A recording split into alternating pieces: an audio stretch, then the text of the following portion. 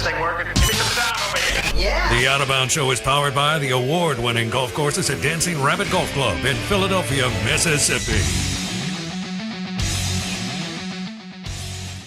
Great place to watch the NFL draft this weekend is the Golden Moon Casino Sportsbook and Lounge, full bar, serve food, and award-winning Dancing Rabbit Golf Club with the azaleas and the oaks. DancingRabbitGolf.com.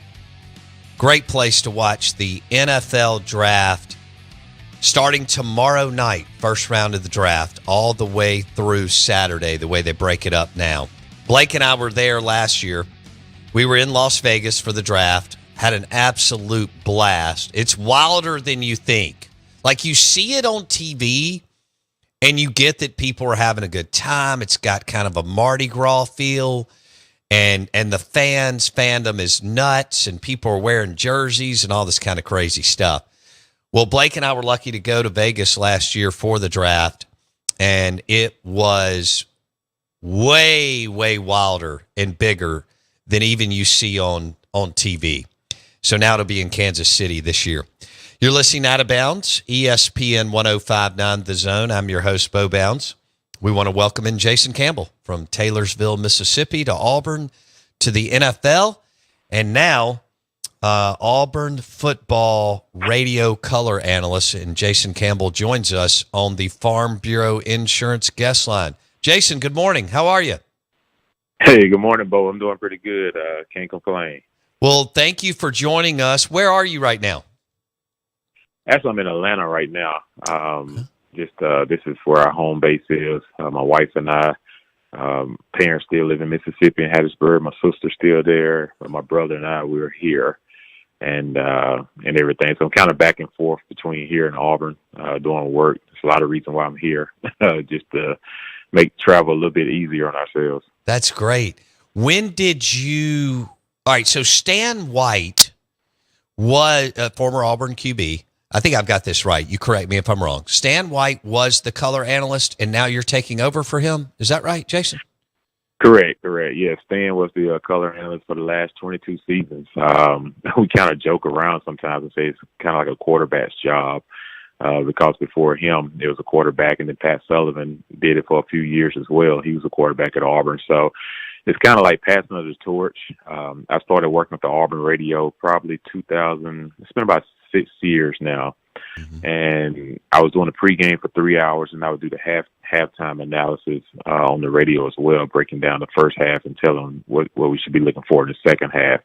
Now, they come to me towards the end of last season and ask me would I step into that position to be the next color analyst beside Andy Burchin for calling the games on Saturdays. So I'm excited. I'm looking forward to it. Like I said, it's a great opportunity. It's a great platform. And just, enjoy it every day. Man, that is so cool. Congratulations. I know you're excited about that. And there's only so many of those in the SEC, 14 of them. And so you've got one of them at Auburn. That's great. I got to ask you, I think you just mentioned your brother Larry, who played at Mississippi State.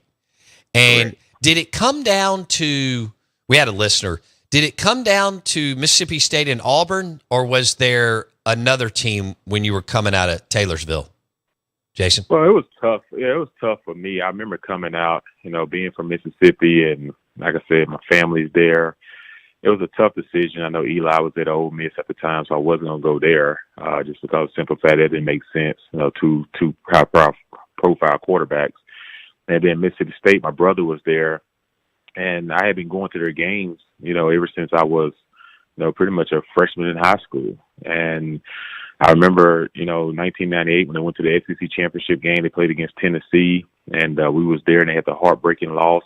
But I remember building a relationship with Coach Sherrill when I was young. But the thing was, I kind of wanted to write my own way. And sure. I remember, I enjoyed Mississippi State. I enjoyed going to the games and everything, but a part of me just wanted to just kind of venture out a little bit and write my own way and everything. And my sister in Southern Miss, of course, it was close to home as well, but I always wanted to play in the SEC. Once I started going to those games on Saturday and being around that environment and seeing the intensity and seeing the high level of football, and it just brings chills to your arms. And on a Saturday in the SEC, so I know I wanted to stay in the SEC. So for me, it came down, right there at the end between Auburn and LSU and Georgia and everything, because I told Coach Sherrill right before that, probably about 2 months before making my decision, the reason I was going to go ahead and move on and narrow it down so I can go ahead and make the final decision for me. Okay. Well, I think it worked out.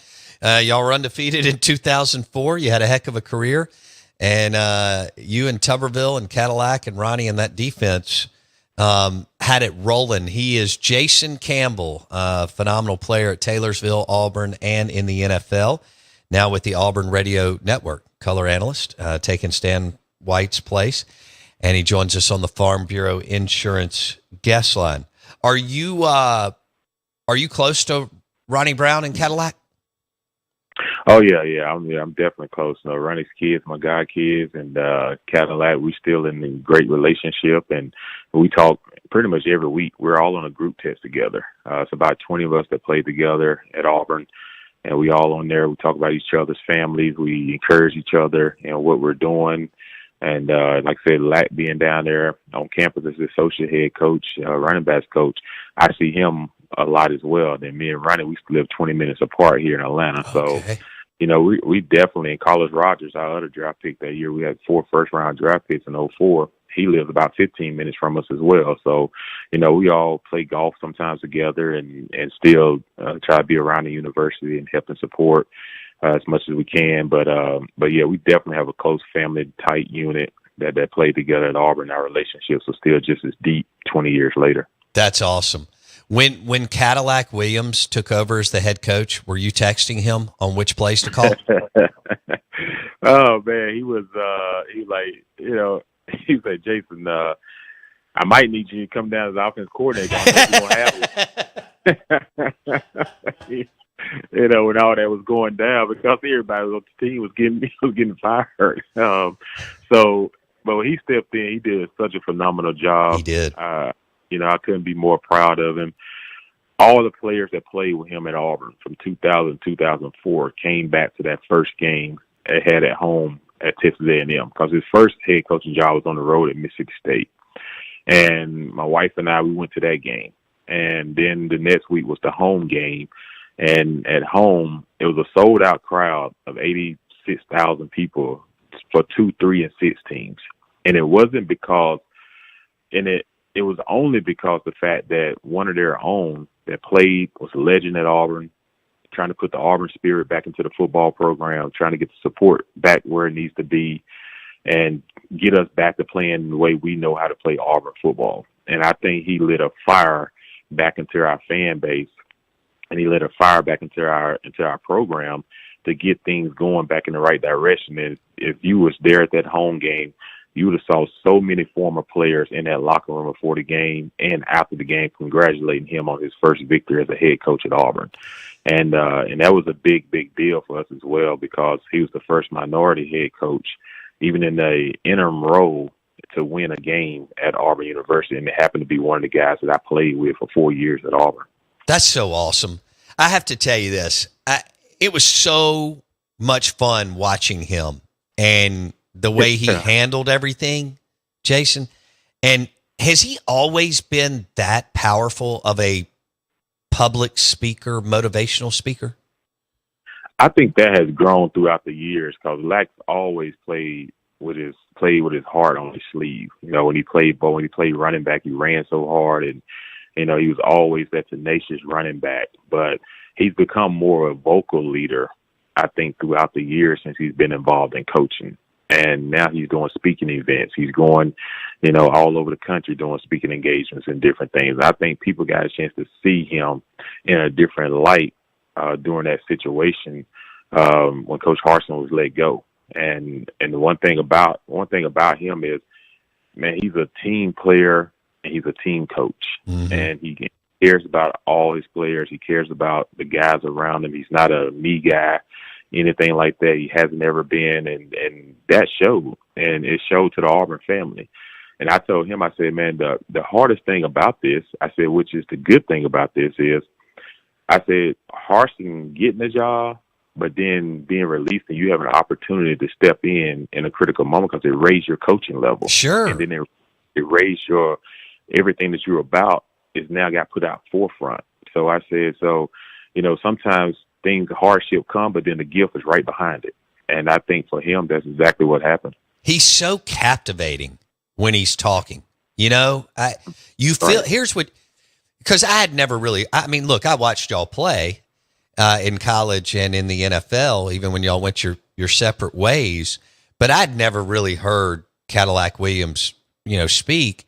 And so when he I was at that game in Starkville, like you, I went to Mississippi State and I was there and y'all almost came back and won. It was a wild game, as you remember, Yeah, right. Jason. And then that next week, you're right, A&M, two win teams or whatever it was. But I listened to him every week the rest of the season because he was great during the week and pregame, postgame because he's so captivating and just passionate about, War Eagle and Auburn Nation. It was – I know you had to be impressed as a close friend of his.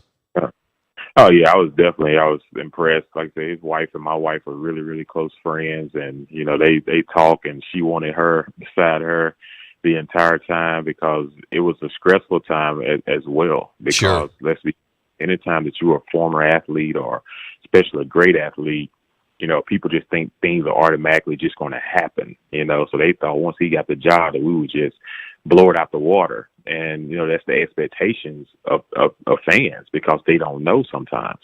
And the thing is, like, he did such a phenomenal job as getting these guys to play and to serve each other. And that's what it's all about. Sometimes I think that gets lost in the NIL space. It gets lost in the transfer portal where guys were as close as we were when we came through because we was there 4 years together. So we went through all our times together where now, sometimes a kid hit a wall, first thing they do is look to the portal. Or sometimes, they're looking at NIL and looking at what this guy's making over here and they're comparing, and they miss the joy of the game and the joy of where they're at because they're comparing all the time. So they're never settled, they're never happy, they're never committed. And that's what he was trying to get back to this team is, guys, you got to focus where your feet is planted. You got to stop looking at all this other stuff, but be where your feet are and start to serve each other and work with each other and start to build each other up. And then that's when victories start to happen. And that's when I think those guys end up finishing the season out strong from a mental standpoint. They carried over to recruiting to where we're at right now. So, one thing I was concerned about with him was he's going to last throughout 4 quarters of the game because the guy, he burned so much energy before the game. And then on the sideline, he's outrunning everybody up and down the sideline. And then he works. People don't know this. He works out before the game. And then he sends us a text message of him walking for 30 minutes, hiking on a treadmill before the game. So this is before he even gets to the stadium. I was like, I don't know where all this energy comes from. So I said, we're going to need to get you some IVs at halftime. Oh, man. Jason Campbell joining us on the Out of Bounds show. SEC Player of the Year and MVP of the SEC Championship game.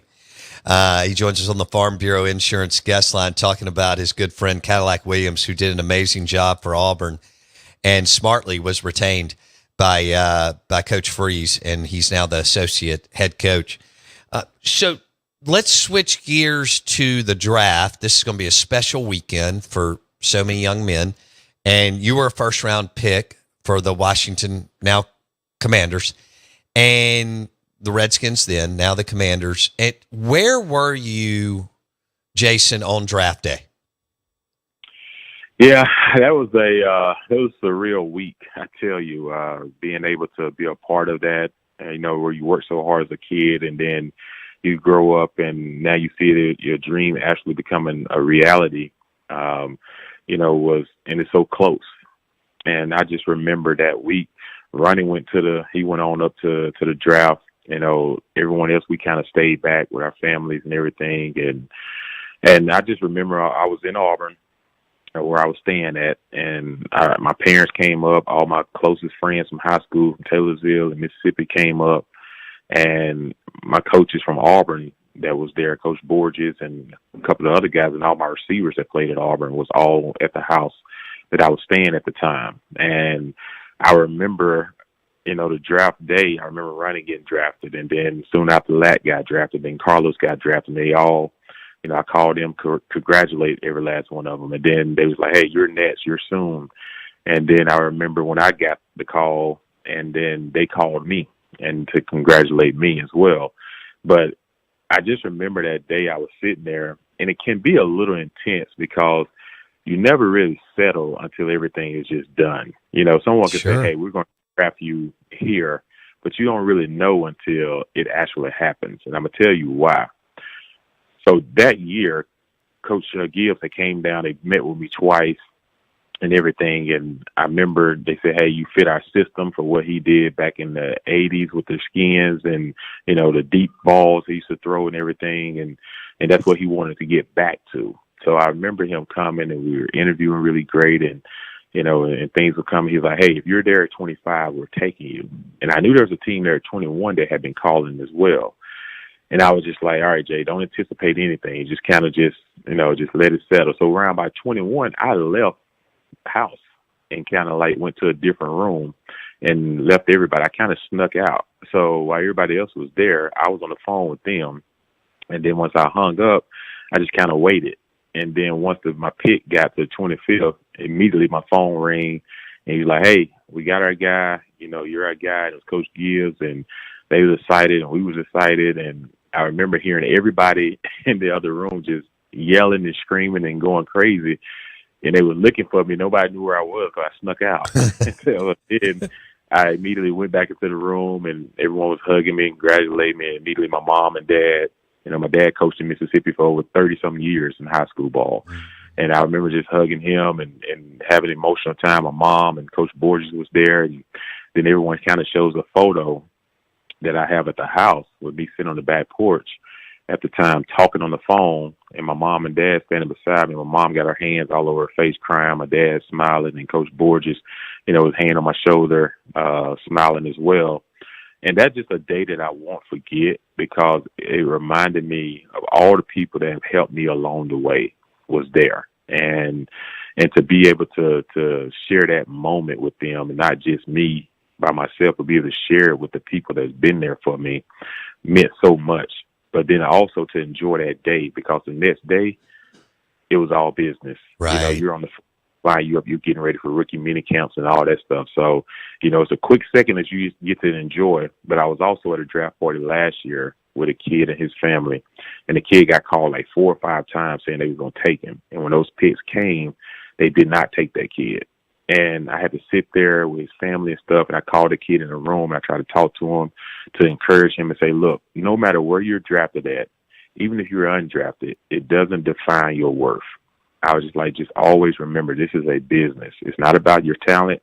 It's about what they need at the time, and it's a business.